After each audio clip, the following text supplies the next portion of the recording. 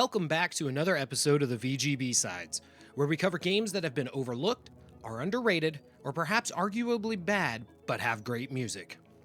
For the month of October, we will be covering games with a spooky connotation.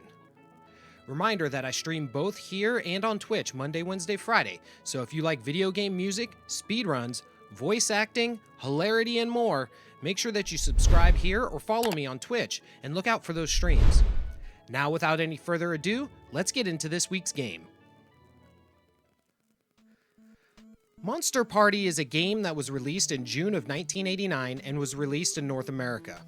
There was a prototype for a version to be released in Japan titled Parody World: Monster Party. However, it was never released but has been leaked online. As a kid, I loved this game. It was so infectious, and if you've not seen the ending of this game, it is one of the most hardcore things that you will see on the Nintendo Entertainment System. And not only is the gameplay fun and simple to pick up, the music is amazing. The first stage of this game starts out with a very simple little looping track that has an adventurous kind of happy connotation, but then you hit this death cactuar looking guy, and holy hell does the game and the music take a turn for the more gruesome.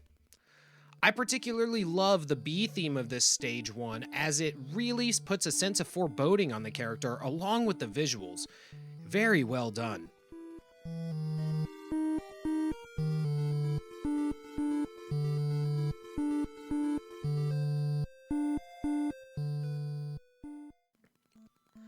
The Stage 3 theme reminds me a lot of the workout music from Mike Tyson's Punch-Out! It's in the same key, and it has the same chord progression initially with it. I like how it is able to keep the feeling light and bouncy, and it goes really well once again with the visuals of this rave cave.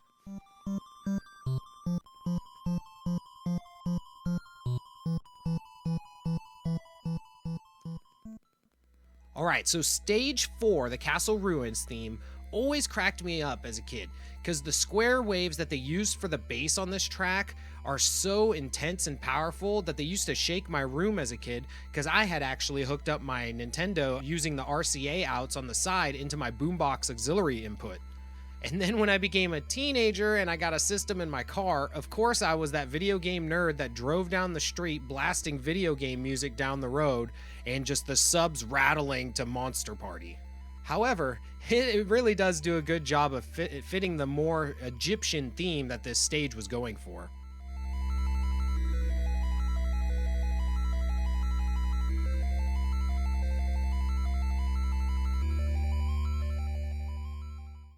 Stage 7, Dark World Tower.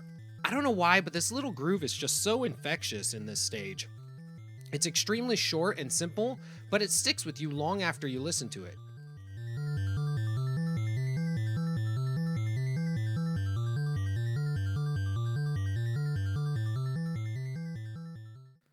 Stage 8, Heaven's Castle.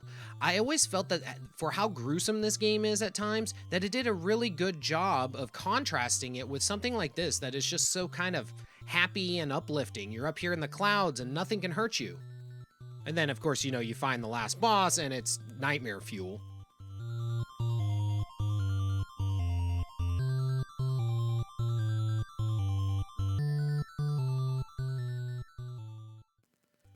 Okay. Ending part 1. Congratulations! You're victorious! Let the happy music commence!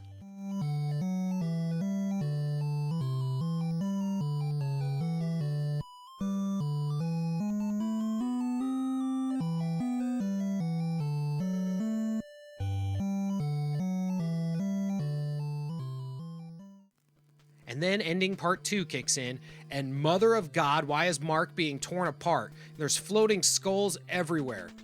Such an amazingly good, unexpected ending to this game. Of course, it was all a dream, so.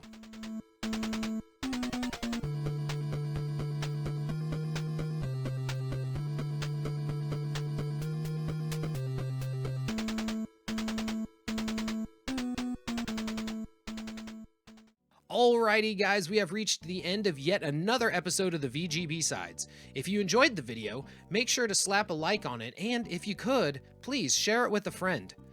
This has been a fun series and I'd love to get as many eyes on it as I could. And lastly, did you guys see that new musical comedy on Netflix? It just really didn't do it for me, though.